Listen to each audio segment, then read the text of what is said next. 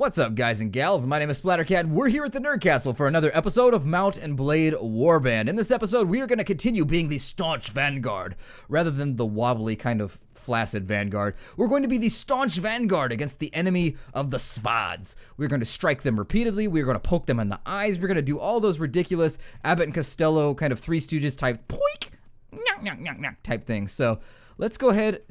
I don't know what it is about the Three Stooges, but it's just funny. It's just funny. I can't tell you why it... Oh, no. That might backfire on me. I didn't realize that so many people were wounded. What I need to do now... Let's go ahead and take a look at our... Oh, our party morale is banging right now. Okay. So instead of going all the way back down... Instead of going all the way back down to Rhodox...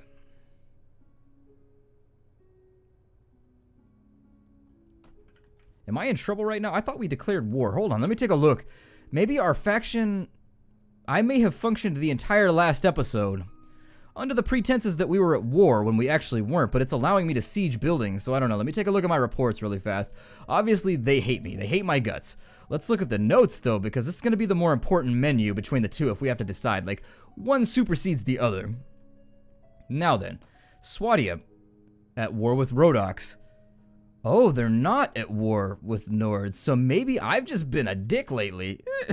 That's bad. So I thought that... Yeah, so that explains why everybody's angry with me now. It's because I've been causing problems.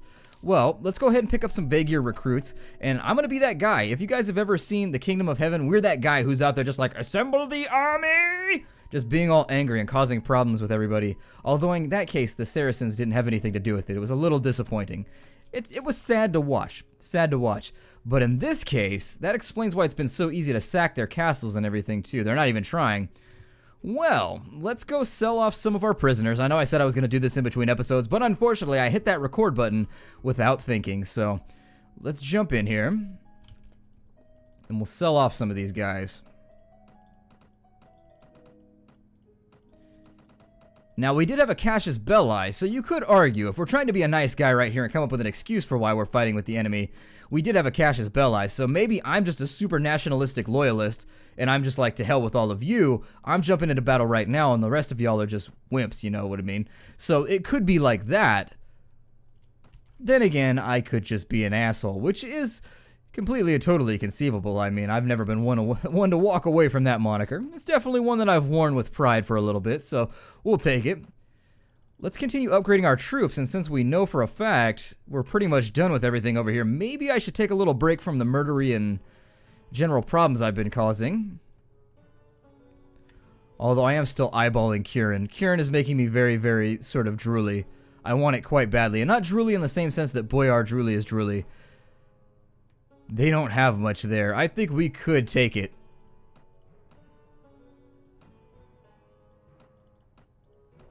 Let's give it a few days, and what I'm going to do is we'll wait a few days until we've got all of our archers leveled up, and if we find ourselves in a spot where we can fight with it and we can definitely get something done there, that's what we're going to do. So let's wait for a little bit. We shall deploy our tent. And so we're no longer bound by a pact of peace with Vaegier, so that could re-erupt on us at any moment, but I don't think it will.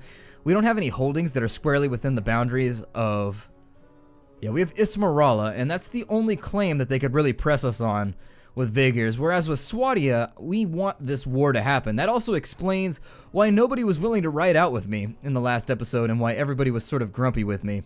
Because I'm creating problems for them. It's alright, though. We have plenty of extra reputation with the king. It doesn't matter.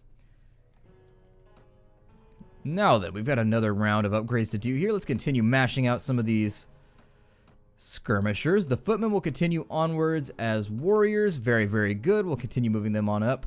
The hired blade is ready to roll now, too. Good. I love hired blades. Just look at them. They've got badass helmets with those cool little crucifix-looking things on them, and I like it. From a stylistic standpoint, I like it. I like it a lot. And typically, as a geologist, the only thing that I'm used to liking is rocks. Like, I have this character that I do. It's like, I like rocks. He's just this guy that says really simplistic things about rocks. Like, I like maps. I like rocks. Sometimes they have cracks. Sometimes they're red. Like, he just talks about things. Really, he sort of sounds like Scruffy from Futurama, I guess. If I had to say who he was roughly inspired by, it's basically Scruffy, who's really into rocks, but lacks the vocabulary to properly talk about how much he likes rocks. So really, it just comes out sort of just like, I like rocks. Well, he's trying to run us down right now. That does make me nervous. I don't want to mess with Harlaus. Let's continue just causing problems. I want to go to war with them right now, so if I can help it, I'm just going to continue poking the giant orange tiger at the bottom of the screen. And hey, that worked out. Tigers are orange. They're also white. Now then, this force appears to have a lot more of those things that might cause us problems, namely cavalry. Let's place our archers maybe over there, and our infantry maybe like right there. And once our deployment schedule is fully filled out and everybody knows where they need to be at the end of the week, I'm one of those employers where I put your schedule up on the wall like 2 weeks in advance, because I always hated those employers that put your schedule up the day before the next coming work week starts and you just have no idea what days you have off the next week. Oh, I hated that so much. It was something that I simply could not stand, and I've had many bosses that do that. Now then, cavalry, go on in, do your thing, do your dance here at not the Space Jam, but at the Medieval Jam. And the remainder of my forces will then charge. They're obviously going to circle around me and cause all kinds of problems. Oh, he's a Vaegir. I'm not even terrified then. He might even be a Kurgit, which would be even less scary. Ooh, missed. I missed like crazy. Missed like a waterfall. God, that was awful. Oh, terrible similes, go! I'm gonna slash his horse since I can't hit him. And they've already dragged him down and off his horse, and now they're stabbing him in the face with their boot daggers. Their dirks, if you will. The dirks. Now then, let's stab this guy right here. And it appears as though the battle is already over for us. I figure I've already dug this trench, so now I'm going to lie in it. We've made ourselves quite the nasty bed. But it's okay. It's all sticky, it's gooey, it's nasty. If you put a black light over this bed, it would probably be it would be like Nightline up in here, or Dateline, or whatever the hell, where they use the little flashlights to see how disgusting the hotel rooms are. It would be that. That would be the bed that we have made for ourselves, and unfortunately, we've just got to roll around in the crunchiness until it gets comfortable again. Now then, Kramook, we're going to let him go. It's kind of funny how we gain honor. I almost said we gain armor. We do gain that too, but that's in the next phase. But we gain honor from capturing enemies that hadn't picked a fight with us in the first place. They're just like, alright, I guess it's okay. Oh, we have nothing to eat and we're losing morale. I saw that when I was looking through the last menu. I was like, that looks like a lot of equipment and not a whole lot of foodstuffs.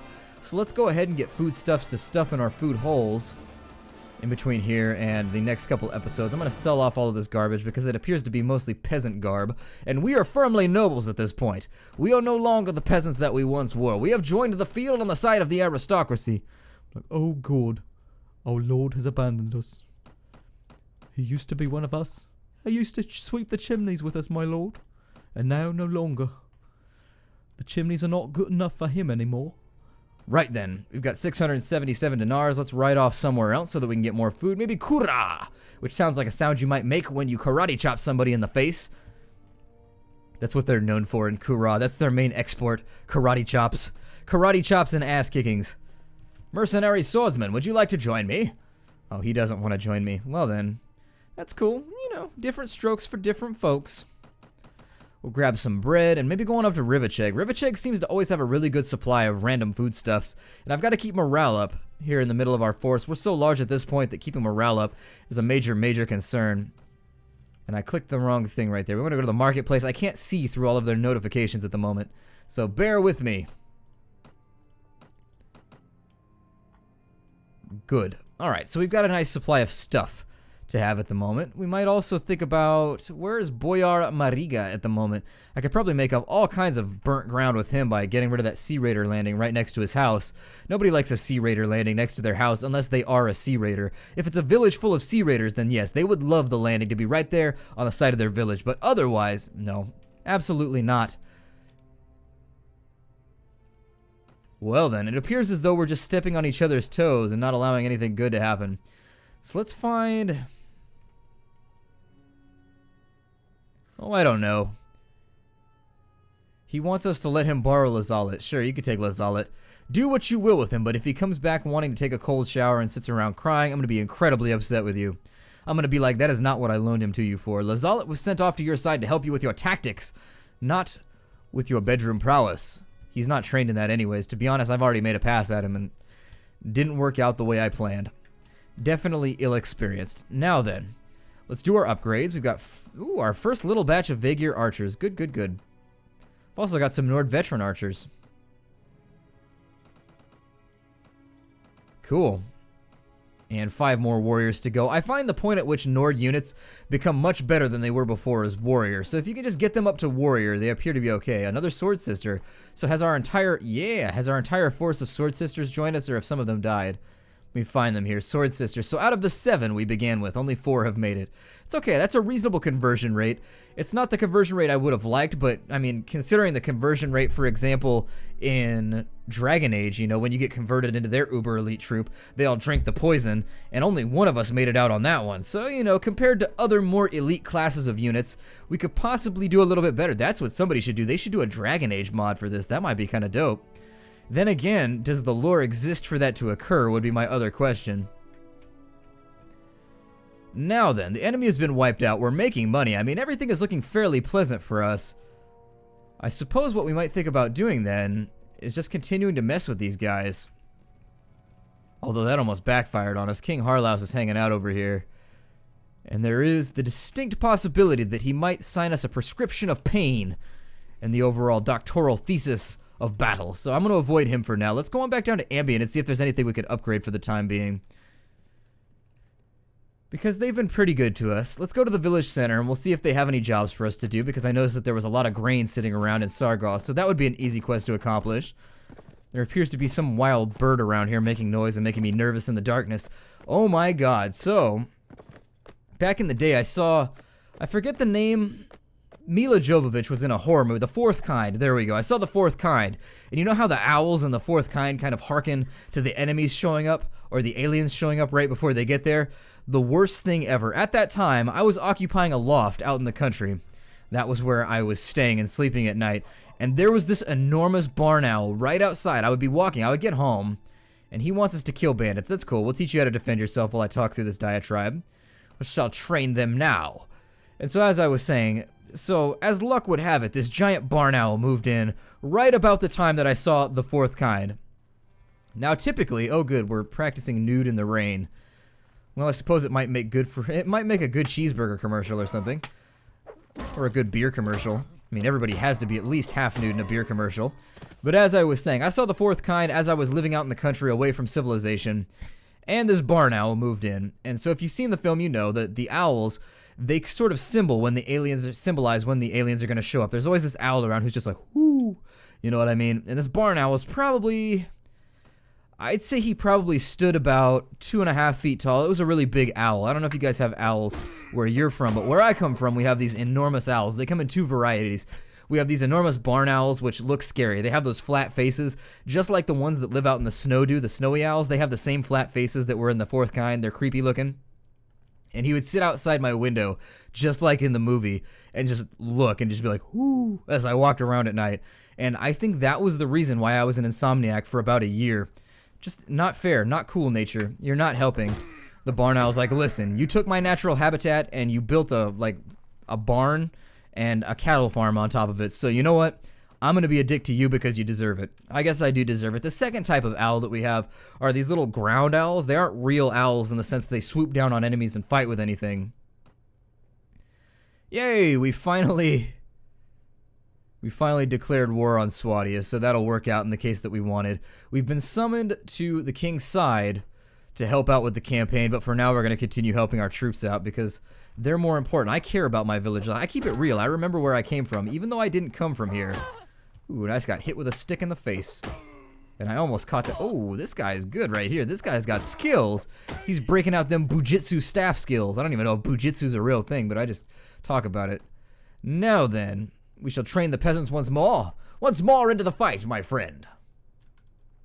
But anyways, the other type of owl we have these little ground owls, which are weird. They're like gophers had sex with owls.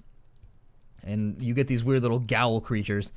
And so they live in the ground and they dig these little holes and they live in them with gophers. And I don't know. They're about the size of your fist. They're very small owls and they just run around on the ground like doing their thing.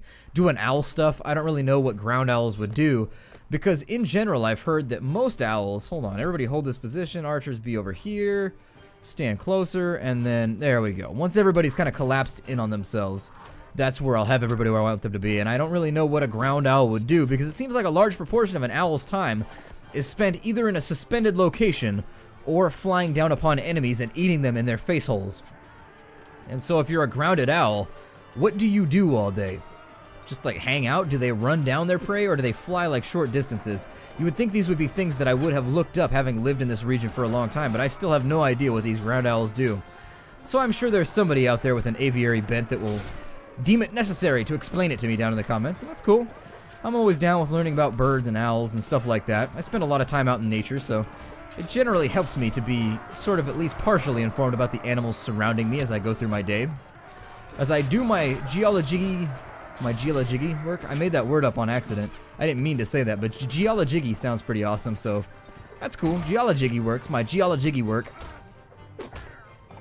Mostly it's snakes that I tend to be worried about, though, because there are a lot of poisonous snakes where I come from, and they're all really, really aggressive and just unhappy. I don't know if somebody came along and was just like, there's a snake over there.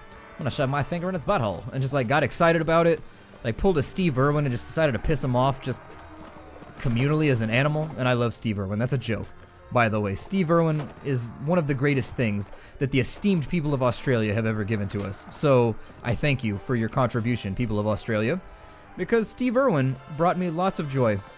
When he died, actually, I was pretty upset about it when he died. As somebody who's somewhat of a naturalist, when you go to college, there's biologists and there's geologists, and like we're together. Like we do a lot of stuff together because biologists need a geologist around and geologists always need a biologist around. It's just one of those things. So you end up working with biologists a lot as a geologist, at least if you choose to do natural work like I do. I like to go out and do nature-y things. And so I'm always paired off with biologists who are either like trying to preserve some kind of bird species or something of that nature. For example, I did a survey a while back. We're gonna refuse that and we're gonna allow him to keep it. Let's go back and we're gonna find our king. And as I was saying, I tend to take jobs that I really like where you're helping something out. So for example, there's, let's see, he's going to Jarl Dir June wants us to go to Nudar. Okay, so last he was heard he was in Nudar anyways. Nudar, where the hell is Nudar? It's one of those castles I always lose. Oh, it's over here. Yay, we're in the vicinity for once. So let's go down here and see if we can find this guy. And so, for example, I took a job a while back where I had to install, as a group, we had to install these little, I guess, water catches that would determine how much, sand was being eroded on like a weekly basis. Oh, he canceled it. Okay, that works out. Well, then we're going to go down and defend Ambien because I feel like we pissed off the Swatians enough to the point where they might come back for revenge. And so we had to figure out with this beach how quickly it was being eroded off into the ocean because like 200 years ago, cattle ranchers had arrived. And so what they had done when they arrived is they had planted this type of grass that was not native to California. And what this grass does is it really negatively affects the erosion rates for the soil. And so it just now turns out that we've got this little species of birds out there, like these little kind of sand thrushes. They run around. They're like little road runners on the beach. They don't fly. They're ground bound, but they have long legs and they have these little stubby bodies. And they're pretty adorable. Which, I won't lie, it factors in how adorable your species is, does factor into whether or not I decide to conserve you, which seems like kind of a shady thing to say, but you know what? At least I can admit it. But anyways, they're like this adorable little creature, and they can't lay their eggs because this grass naturally kills off the erosion rate, and when the ground is eroding, it means that this other type of grass that was native can't grow. Well, it turns out these little wheat thrushes, these little sand thrushes, they lay their eggs inside of these little patches of grass that no longer exist. And so, not being able to lay their eggs, they're just like laying them out in the open. And so we had to figure out, we put in these sand catches to figure out, I know this is probably boring the hell out of you, but we put down these sand catches, which was basically just like, you take an auger or like a post digger or whatever, and you just dig a hole. Okay, they don't have any more quests for us. And am I low on troops right now? 1 Nord recruit, whatever, we'll take him. And so, once that happens, every day you kind of keep track of where the water comes in, it sweeps a bunch of sand in there, and then you keep track of how much sand has been swept into your little catch. And you slowly start killing off all of the non-native grass, and you keep an eye on the erosion rates, which are very, very small. Like, you have to multiply them by insane amounts, like dozens of years, just to get the smallest, like, millimeter reading out. You have to probably multiply by the next 50 to 60 years, just to see, like, a millimeter's worth of difference. But in any case, we were trying to reverse a process which was killing off this little bird. I'm no longer with that project, but I would assume it's probably still going. But we worked with my point, by and large, is that we work with biologists a lot. So biologists and geologists tend to be homies. Do I have any upgrades to do right now? I should probably do that instead of going off on like large rants about uninteresting things. We need to upgrade Matheld at the moment, so let's take Matheld. Give her more strength. She's up to 60 HP, which is nothing to scoff at. That is definitely a non-scoff worthy amount of HP. I said scoff, and scoff sounds like, I don't even know. It would sound like Hoth with like an S on the beginning. I don't even know what that would be going towards. I was trying to say something humorous there, but I've got nothing for it. I'm absolutely devoid of any humorous commentary to be given right there.